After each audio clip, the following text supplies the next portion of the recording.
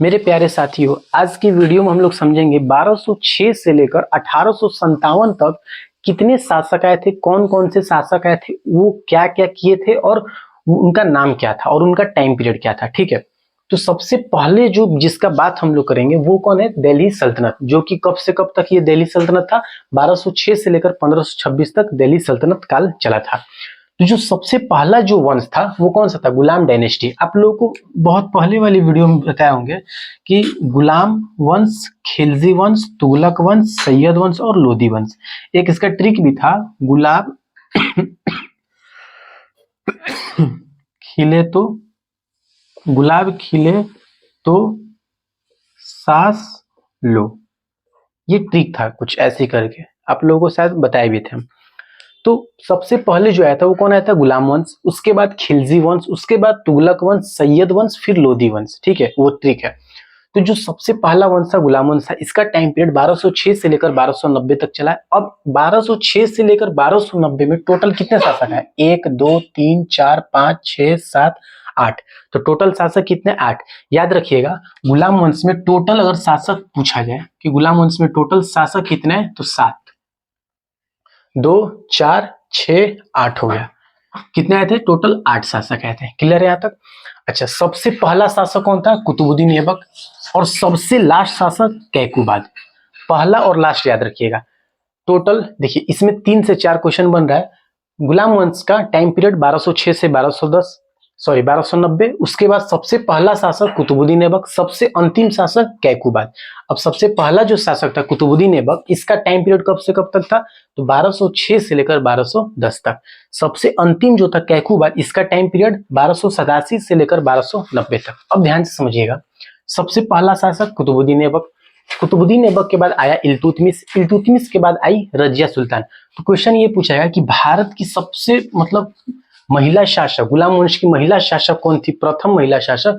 तो किसको बताइएगा? रजिया सुल्तान। क्लियर है तक? अब देखिए, उसके बाद आता है बहराम शाह, अलाउद्दीन मसूद शाह, नसीरुद्दीन शाह, बलबन, कैकुबाद। इसके बाद जो ये तो हुआ पहला वंश। इसके बाद दूसरा वंश आता है 1290 से लेकर 1320 तक, जो कि कौन सा वंश है? खिलजी, खिलजी वंश। तो हम लोग गुलाम देख लिए, खिलजी देखते हैं। खिलजी में क्या है? खिलजी का जो पहला शासक है वो कौन है? जलालुद्दीन फिरोज खिलजी। दूसरा आता है अलाउद्दीन खिलजी, तीसरा शिहाबुद्दीन उमर और चौथा आता है मुबारक खिलजी। तो सबसे पहला जलालुद्दीन फिरोज खिलजी और सबसे लास्ट में कौन है? मुबारक खिलजी। इसका टाइम पीरियड याद कर लीजिए और लास्ट वाले का याद कर लीजिए। और ये खिलजी वंश का टाइम पीरियड याद कर लिए। 3 क्वेश्चन हमेशा याद करते चलिएगा, ये और ये, बीच वाला छोड़ दिए, उससे कोई मतलब नहीं है। और जो शिहाबुद्दीन उमर था, इनका नहीं लिखे हैं, इसका मतलब ये हुआ कि 1296 से लेकर 1316 तक ये थे अलाउद्दीन खिलजी। उसके बाद ये जो शासक हुए, इनका उतना समय नहीं रहता है, तो ये 1316 में यही बन जाते हैं फिर मुबारक खिलजी। अब देखिए, अब जो तीसरा है, हम लोग अभी 2 देखें, गुलाम वंश, खिलजी वंश देख लिए। अब जो देखेंगे तुगलक वंश। तो तुगलक वंश का टाइम पीरियड 1320 से लेकर 1414 तक चलता है। इसमें जो पहला शासक आया कौन था? गयासुद्दीन तुगलक, जो कि 1320 से लेकर 1325 तक था। उसके बाद मोहम्मद बिन तुगलक आता है, 1325 से 1351 तक रहता है। फिरोज तुगलक आता है 1351 से लेकर 1388 तक। उसके बाद गयासुद्दीन तुगलक 1388 से 1389 तक। उसके बाद अरबुबक आता है, नसीरुद्दीन शाह आता है, अलाउद्दीन सिकंदर आता है, नसीरुद्दीन शाह, फिर नसीरुद्दीन मोहम्मद। लास्ट वाला देख लीजिए एक बार, और एक बार शुरू वाला, और इसका टाइम पीरियड, ये इंपॉर्टेंट है। ठीक है, इसके बाद जो चौथा आता है सैयद डायनेस्टी, 1414 से लेकर 1451 तक।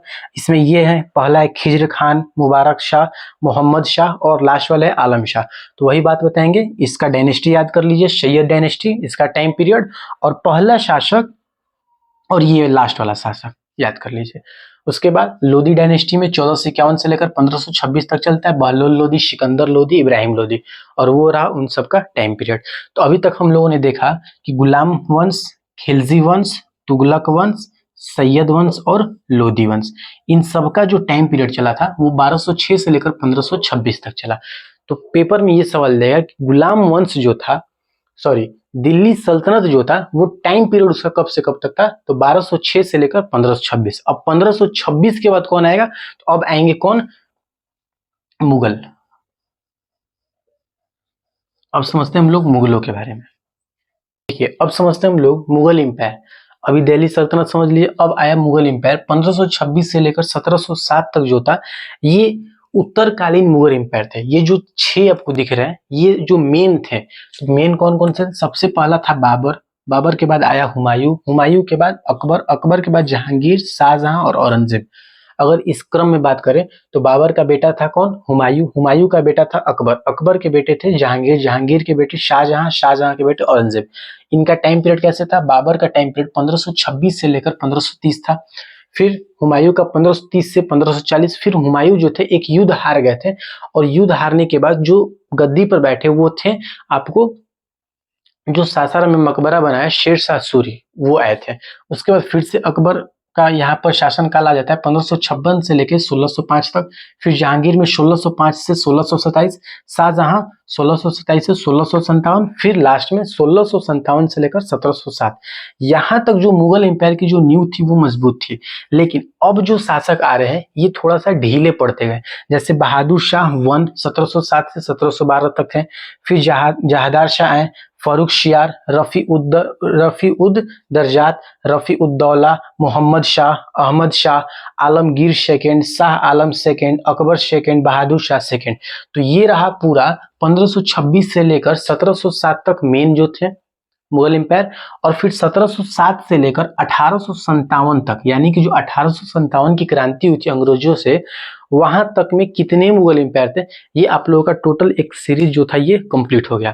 तो इस वीडियो में हम लोग एक किससे समझे? गुलाम वंश, यानी कि जो दिल्ली सल्तनत था वहां से लेकर टोटल 1857 तक। क्लियर है? ठीक है।